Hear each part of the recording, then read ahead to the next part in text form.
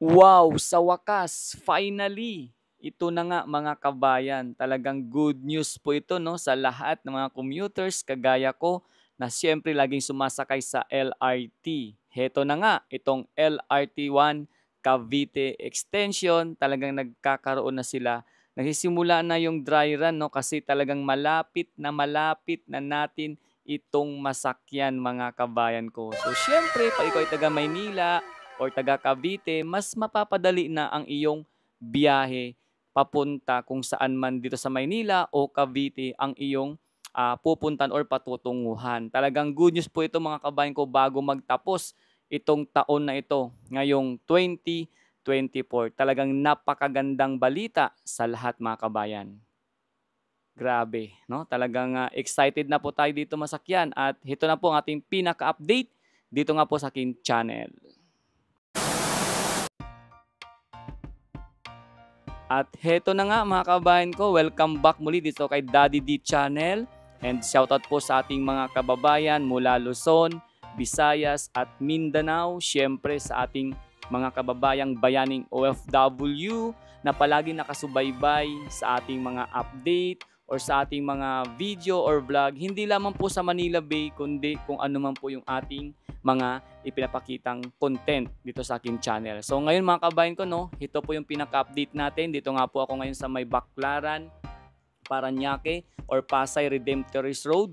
At pinapakita ko po dito sa video na ito, itong dry run ng LRT kung saan ito po yung napapalapit ng magbukas or napapalapit ng masakyan ng taong bayan. Kasi nga, 'di ba? Ito po yung tinatawag na LRT1 Cavite Extension. Grabe no? Talagang good news po ito sa lahat ng mga commuters na kagaya ko na kung saan minsan ay talagang tutungo sa Cavite or syempre no, talagang medyo malayo-layo nga naman pag ikaw ay magpo-commute, pagsakay ka ng bus or kahit sa kotse mo man, 'di ba? Or motor. So napakagaang tapos especially talagang syempre mas mapapabilis ang iyong biyahe at masabi kong safe na safe din itong sakyan talaga mga kabayan ko kasi talaga yung LRT, alam na natin LRT or MRT, talagang isa yan sa pinaka madaling way pag ikaw ay pupunta sa mga lugar na iyong pupuntahan, di ba? Mabilis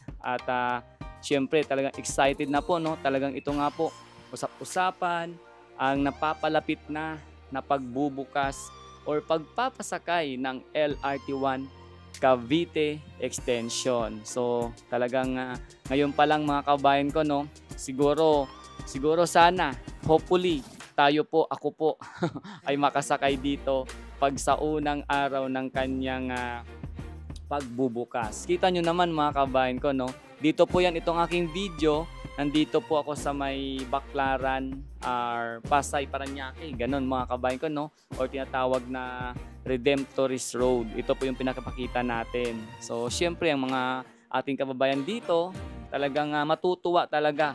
Halos lahat tayong lahat matutuwa kasi nga bago man magtapos ang taon na ito ay parang isa ito no sa parang handog ng ating gobyerno, di ba? So alam niyo naman po mga kabayan ko, kapanahunan pa ito ni dating Pangulong Rodrigo Duterte ang alam ko po.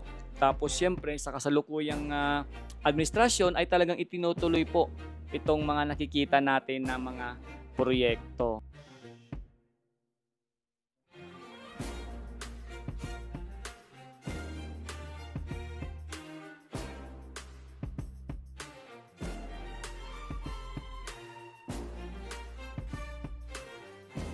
Talagang napakasarap makita, napakasaya makita na sa wakas ay kahit papano parang alam mo yung medyo maiibsan na yung traffic or yung pagkabagot mo sa biyahe. Kasi nga 'di ba, mapapabilis na yung biyahe mo pag ikaw ay sumakay ng LRT kung patungo ka man ng Cavite or papunta ka man ng Maynila. At higit sa lahat, naka-air condition ka pa, 'di ba? No? Talagang masabi ko na convenient, 'di ba? So, hindi ko naman sinasabi na hindi maganda sumakay sa mga bus or sa mga jeep. Ang para sa akin lang, kumbaga mapapabilis kasi dahil siyempre tuloy-tuloy, 'di ba? For per station na naman yung kanyang paghihinto. Kaya talagang masabi ko na hindi ka maaabala sa iyong pagbabiyahe pag ikaw ay sumakay dito sa LRT. So yun mga kabayan ko, no, talagang ito po yung isa sa aking update dito sa aking channel at talagang ito yung isa sa magandang balita or good news. Talagang heto na nga at tuluyan na nga pong malapit nang magbubukas itong LRT1 Cavite extension at ngayon pa lang marami na na-excite kagaya ko, no, na nag-update at siyempre sana hopefully yun nga sabi ko makasakay tayo dito sa unang araw pa lang ng kanyang biyahe patungo doon sa bago niyang 5 istasyon, di ba? Yung kadugtong mula Baclaran, tapos ito nga Redemptor's Road, tapos may kasunod pa na 4. So, yun.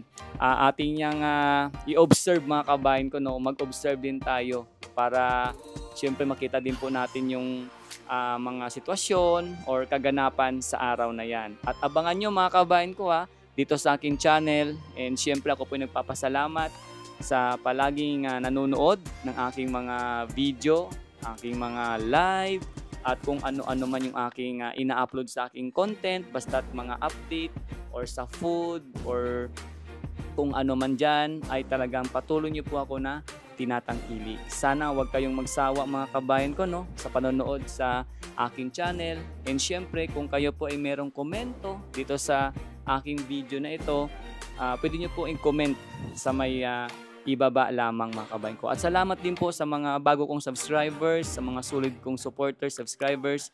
Maraming salamat sa palaging suporta kay Daddy D. At kung hindi dahil sa inyo, talagang siyempre, alam nyo naman, hindi tayo dadami. Kaya hanggang sa susunod mga kabayan ko, thank you so much.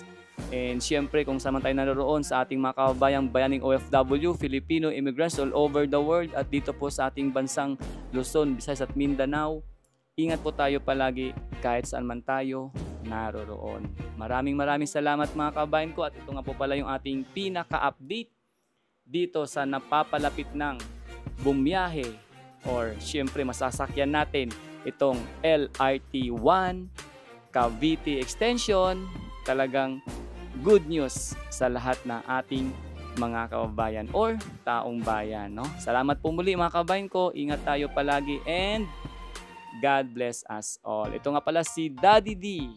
At salamat po sa mag-subscribe. Bye-bye! Paalam!